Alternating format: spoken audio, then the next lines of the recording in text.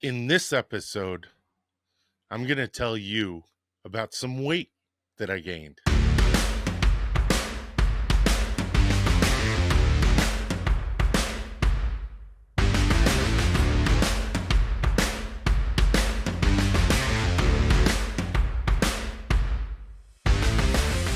Hey, what's going on? What's going on? My name is Michael Sahno. Welcome to the Sea and Land Fitness Podcast. I am your host, of course, Michael Sahno, and this podcast is brought to you by Sea and Land Fitness. Head on over there if you want to start your military endurance fitness journey. Just head on over to www.sandlfit.com. That's sandlfit.com. And the link's right up there. So this is kind of a tough episode. This is not going to be an easy to do episode. This is going to have to be brutally honest, and I'm going to have to give you some numbers and weights about myself that I am not too proud of. So to get to the main point of it, I have gained approximately 60% of the weight that I took off by taking Wegovy, which is Ozempic also. I have another episode about that if you want to find out about me being on it for, I thought I was on it for 9 weeks. I was actually on it for 10 weeks. And if you want to find out what my experiences were and why I came off of it, go check out that video. For this episode, go check out that podcast episode. For this podcast episode, I am going to talk to you about what my experience has been after coming off of it, and how it's affected not just my physiology, but my psychology, my mental health, all of that. I'm going to have a sip of coffee. Peter Madeira, this one's for you. All right. So as all of you who have been listening and watching know, I have a company called Sea and Land Fitness. And one of the main ways that I wanted to use my business to help people was to come up with training programs for people who wanted to join the military, who were overweight or couldn't pass the fitness test. So I developed these really amazing programs, and the way that I wanted to deliver them to you was by filming instructional videos for each of the exercise and having you come and go into a members area and follow my program and do all of that. So I was going to be the subject in all of the videos. I was going to be the actor, the example, the physical example. Okay. And as I'm getting ready to go do all these videos, I'm writing out the scripts for explaining how to do each exercise in the correct way so that you can do them injury free. I got to one of the exercises, and I couldn't do it. I could do every single other exercise, no problem. But I couldn't do this one. And it was an important one. It was pull-ups. Okay? Pull-ups. Not chin-ups with the grip in, but pull-ups with the grip out, which is the military standard for some schools. So I couldn't do it. I couldn't do one. I couldn't even lift myself halfway through it. Why couldn't I do it? Was I not strong? I'm incredibly strong. I am numbers don't matter, but I can do just about any exercise at most weights. I'm a big guy. I'm 6'1". I'm a big guy. Broad shoulders, big chest, big back, big legs. Now, because of that, that's what I was telling myself. Well, just a big muscular guy, and I can't do these pull-ups. But I was lying to myself. It wasn't because I was big and muscular that I couldn't do it. It's because I was too heavy. Because I am too heavy. So this isn't, world's smallest violin story. So my heart bleeds or your heart bleeds or whatever. But when I got hurt, when I got hurt when I was in the Navy, it affected something when I was in the Army, and it was the reason I had to get out. Part of that was I went on some medications, and those medications caused me to gain a significant amount of weight. I've always been able to work out regardless of all that extra weight. It's mostly visceral fat around the organs in my torso, and subcutaneous fat right under the skin around my belly. I don't have fat arms. My arms are, pretty muscular, and I don't have fat on my legs. So sometimes, when I got really big, I looked like I was walking around with a beach ball underneath my shirt or a basketball underneath my shirt. So long story short, I think I got almost up to 325 pounds. And then I brought that down to around 300 pounds. And then I remember the exact weight. It was 296 was when it was offered to me if I wanted to take Wegovy, the weight loss version of Ozempic, the diabetes drug, to lose weight. And I said, sure. Because why wouldn't I? It's my doctor. So I took it and went from 296 all the way down to about 264 was the lowest I got. But my average was around 265, 267, right before I came off it. And then I plateaued at the bottom, right there, 265, 267. More coffee, sorry. And I used the opportunity to really clean up my eating. And one of the things that Wegovy will do is it'll keep you malnourished because it's such a large appetite suppressant. The possibility and even probability that you'll get malnourished is pretty high. So I was ensuring that I was eating protein-rich meals with enough carbohydrates to fuel me through the day. And you don't really, in the United States, you don't really need to track your fat to ensure that you're getting enough, because just about everything in the United States has fat in it. So you want to make sure you're not getting too much of it, but you never have to worry about not getting enough of it. So, so I cleaned up my eating, made sure that I was doing a lot of things that nutritionally I didn't need to be doing, and plateaued, and then came off the drug. And when I came off the drug, I didn't really notice any weight gain immediately. It was a pound here, a pound there.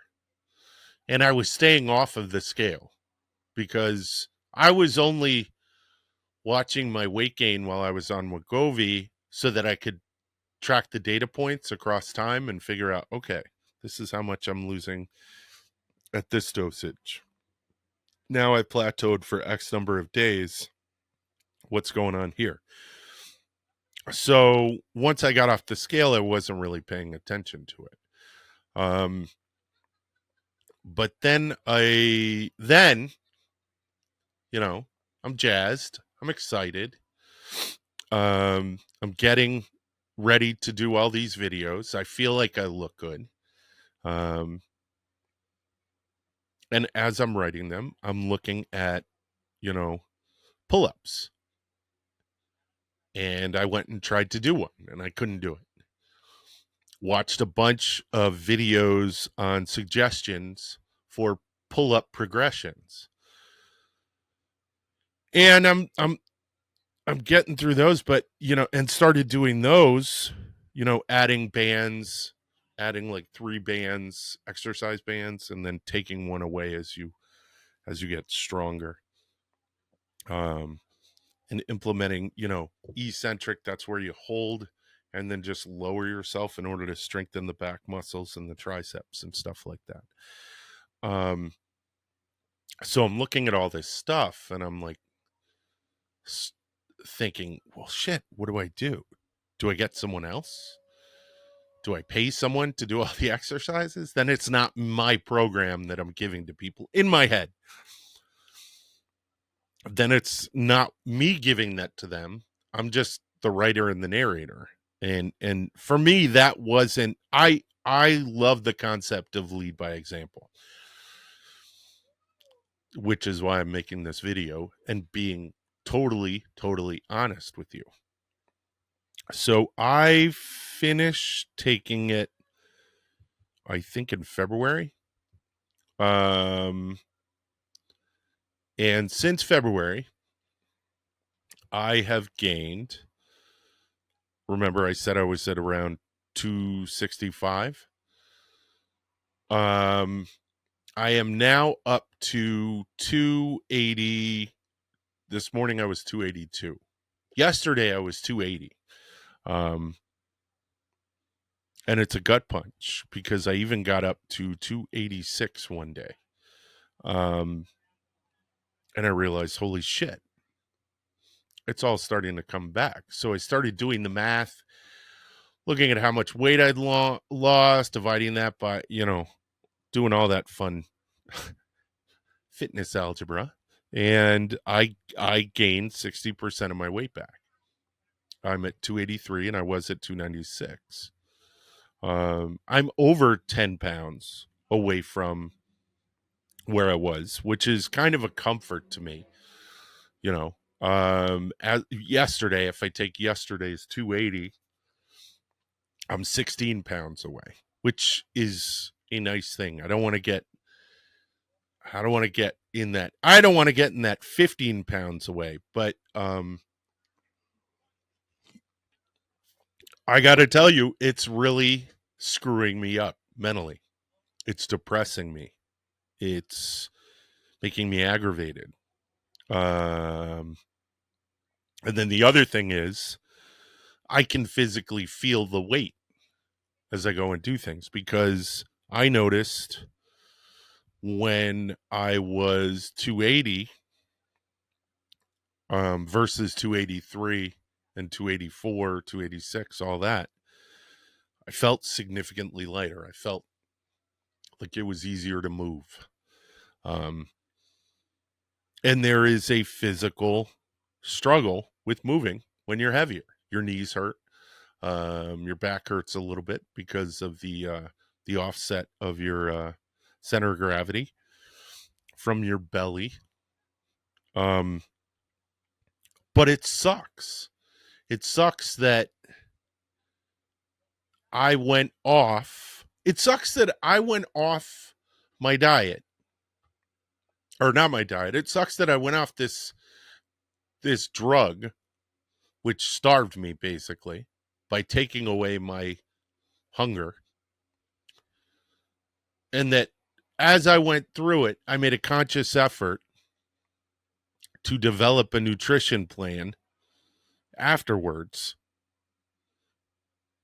and that I generally followed that nutrition plan, didn't really go outside of it, and I still gained weight. You would think that, okay, if you're on the drug and you're eating a certain way, and then you come off the drug and keep eating the way you were on the drug, that you would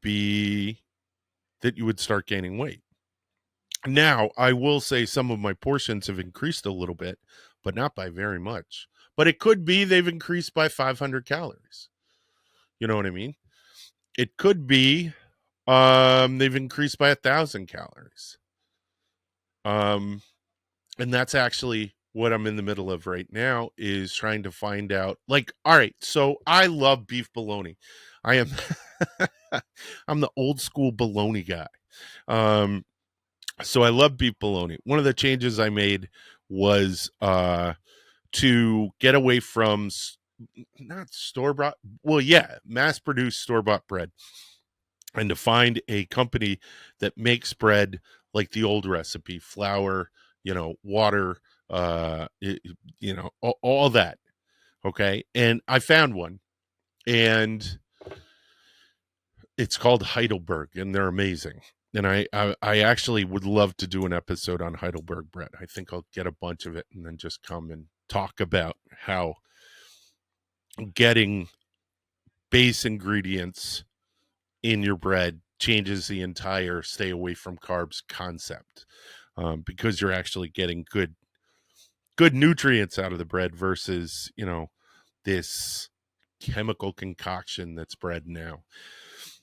But I eat beef bologna. Okay, so I have this app called MyFitnessPal. I'm not going to say the app is worthless. It's not. But it's kind of, it used to be a lot better.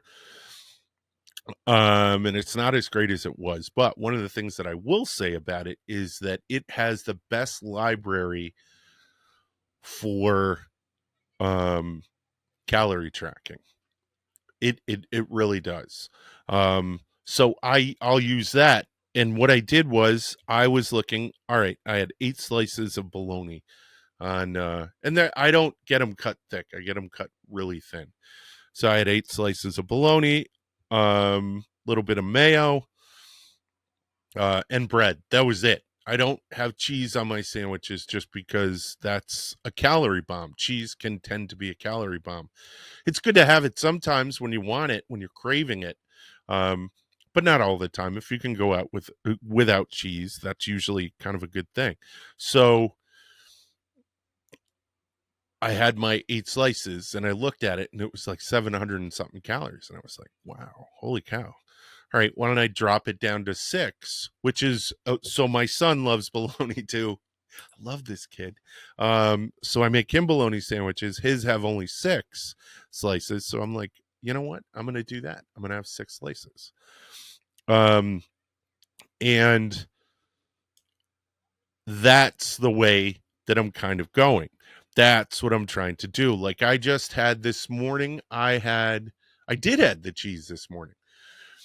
So I like egg sandwiches. And usually egg sandwiches I'll have without cheese. So I had 2 eggs on a bun, and I'm that weird guy who loves mayo. So I have a little bit for tack to keep it on the bun, a little bit of mayo. I like the tanginess of it. I think that's what. So I put on a slice of white American, Boar's Head white American, and I was shocked. It was 180 calories for that slice. And it was 600 and something calories total. So I have the keys to the kingdom here. I know what to do. So go from the 8 calories, or the 8 slices, to the 6 slices for the bologna. That'll bump that down.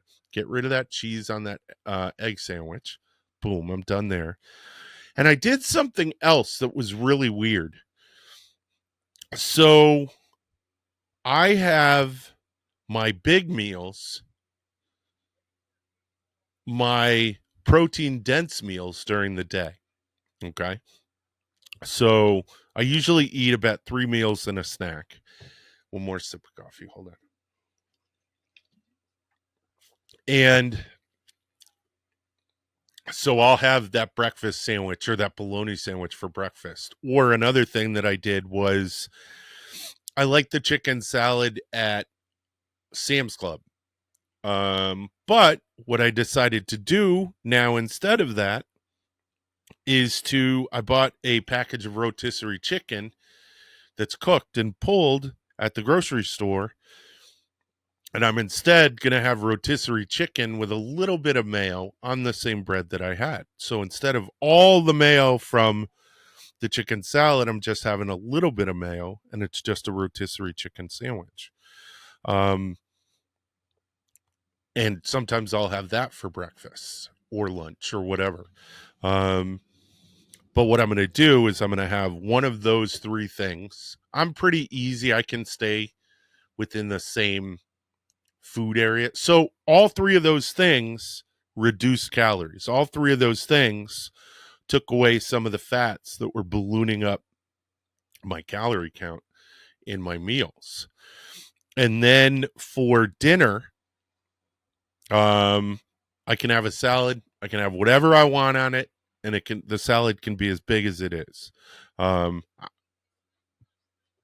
what I mean, I can have anything I want on it. It's basically a big dinner salad. So I'll have that iceberg mix that has a little red cabbage in it. I'll have a little smattering, literally little smattering, maybe half a serving of cheddar cheese on it, shredded cheddar. I'll have some black olives on it because I like that. I'll have some cherry tomatoes, good source of lycopene. Lycopene? I always get that one mixed up name wise. I think it's lycopene. And then I'll also have, a couple of croutons on it, some carbs. And not that I'm not getting carbs from the tomatoes, but I just like the crunch. And then I like blue cheese dressing. I like it. But apparently it is not. And this is what works for my body. For your body, you could be looking at that salad and going, that's the most unhealthy thing ever. No, it's not. Yeah, there's a little bit of fat in there, maybe more than I need. But if I'm going to eat a salad, it's got to be made in a certain way to sort of entice me to eat it. And I'm better off eating it that way than trying to eat the healthy salad because I won't eat it. And what I found for my body is if I eat the protein rich meals in the morning and in the afternoon and then have the salad for dinner, it's the salad kind of fills me up. I don't want anything else. And then for bed, that's usually when I have my snack. And I always and I have this snack because it gives me really good sleep, and that's a big glass of chocolate milk. And a peanut butter and jelly sandwich. Not a ton of peanut butter, not a ton of jelly, but just enough to give me good dreams. Because a little bit of carbs before you go to bed help fuel the brain. But you don't want to overdo it. We're not having a Danish before we go to bed. So, you know what I mean? And I buy the naturals. Again, I was talking about this with the bread, with the peanut butter and the jelly. I buy the straight up sugar, pectin, all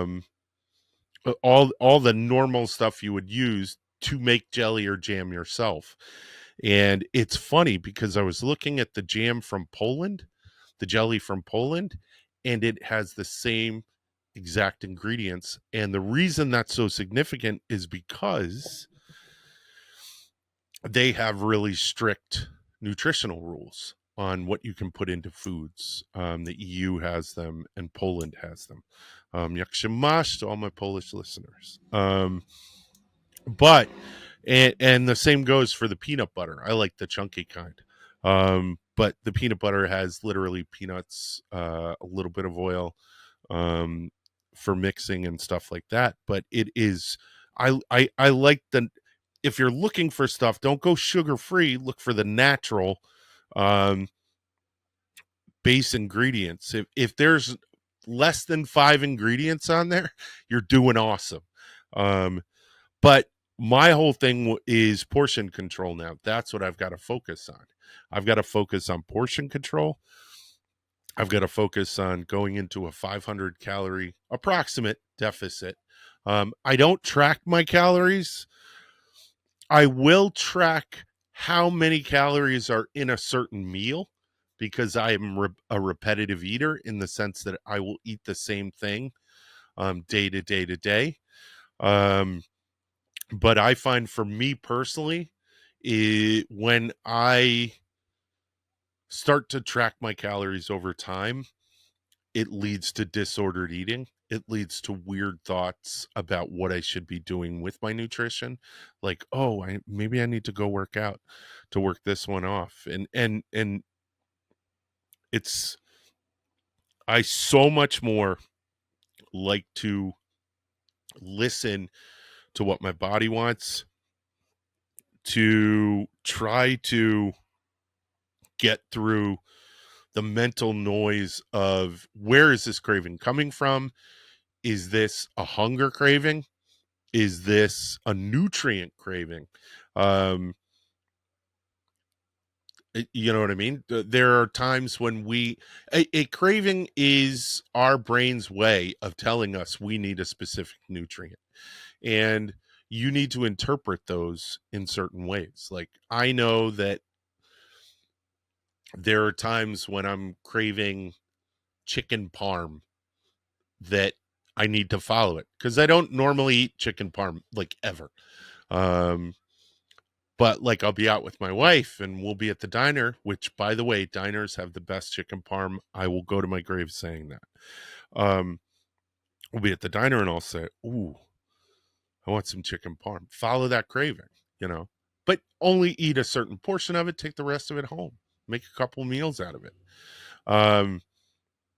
So my goal is so right now I am at 280, 282 was today, but yesterday was 280. So I hit it. And my wife gave me a really great, really, really great thing to do. And that's to hit in 10-pound increments. Just like when we're lifting, we always want to go up. We shouldn't, but we want to lift 10 more pounds. But I need to go down in 10-pound increments. And I have up on my board, my whiteboard over here, what my goal is. My goal is 250. But I also have short terms, which are the 10-pound increments. So I hit 280 yesterday. I'm going to hit 270. I know it. Within the next couple of weeks, you know what I mean? Maybe a month. And then from there, I'll go down to 260. At 260, I think I'll be able to do the videos, but I'm still going to be pushing for 250. And then my goal is by my birthday, which is September 3rd, go Virgos. My goal is to be able to do a pull-up and to be at 260 by my birthday. And then put out these videos, film these videos, put them out and get you guys the content that I think you need and be proud of the product. Yes, it's aesthetic. Totally, 100%. With the exception of pull-ups, I could do everything there and show you every exercise. But I would have to look at those videos as I'm editing them, and I wouldn't feel proud of myself. And I think that doing this type of challenge is really important, because there are some issues I have with Wegovy and people going on Wegovy and disregarding personal discipline in order to get to the goals that they want to, because being in the military is all about discipline. If you don't have it, you can't succeed. So therefore, if I give you the cheat code like I took, it's not fair. So I need to come back from that cheat code, drop these 30 pounds, and rock it. All right, that is all that I have for you for this episode. It was really, bearing it all. And I think it's important, and I think it's appropriate for me to let you know where I am weight-wise, because I can't expect you to do it if I haven't done it myself. So that's what's going to happen. And yeah, my timeline got pushed back. I was supposed to do it Memorial Day weekend, start the videos the next week after Memorial Day weekend, but now that's going to be pushed out to Labor Day. And I'll get it. And I'll get it for you guys, because you guys are important. And this is important to me. All right. That's it. Oh, yes. Go on over to the website. Okay, remember I talked about it in the beginning, www.sandlfit.com. That's sandlfit.com. And we've got a bunch of hats. We've got our workout hats. You can see them over my shoulder. We got the trucker hats. We've got shirts. I got a couple of new Garmin watches that I got to put up. And I'm going to put that on my to-do list. And yeah, that's all I got for you. All right, honey badgers. Later.